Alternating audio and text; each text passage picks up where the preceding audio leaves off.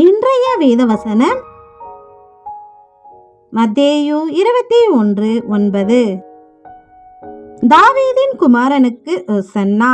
கர்த்தரின் நாமத்தினாலே வருகிறவர் ஸ்தோத்தரிக்கப்பட்டவர். உன்னதத்திலே ஓசன்னா. ஆமேன். நம் கர்த்தராகிய கிறிஸ்து சிலுவையில் நமக்காக மரிக்கும்படி பிரதான ஆசாரியர்களிடத்தில் ஒப்பு கொடுக்கும்படியாக எருசலேமுக்கு கழுதை குட்டியின் மேல் ஏறி வரும்போது ஜனங்கள் அவரை பார்த்து தாவீதின் குமாரனுக்கு ஓசன்னா என்று ஆர்ப்பரித்தார்கள்.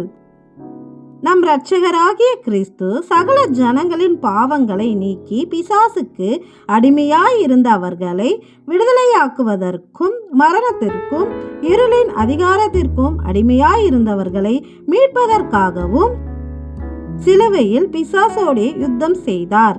அந்த யுத்த நாளுக்கு முன்பான ஆர்ப்பாட்டம் இது. யோசுவாவின் காலத்தில் எரிகோவுக்கு முன்பாக இஸ்ரவேலர்கள் ஆர்ப்பரித்தார்கள். அப்பொழுது எரிகோ விழுந்தது.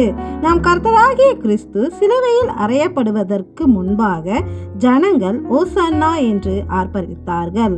அப்பொழுது நம் கிறிஸ்து சிலுவையில் பிசாசை வீழ்த்தி அவன் தலையை நசுக்கினார். இன்றும் நம்முடைய வாழ்க்கையில் இருக்கும் பிரச்சனை, போராட்டம், அடிமைத்தனம் எனும் பிசாசை வீழ்த்தி ஜெயம் பெற அனுதினமும் நம் தேவனை ஆர்ப்பரிப்போம். ஏனெனில் அவரே நம்மை எல்லா பிரச்சனைகளில் இருந்தும் விடுதலையாக்க உன்னதத்தில் இருந்து இறங்கி வந்த தேவன்.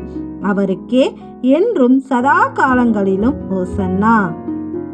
அனைவருக்கும் இனிய குருத்தோலை ஞாயிறு நல்வாழ்த்துக்கள்.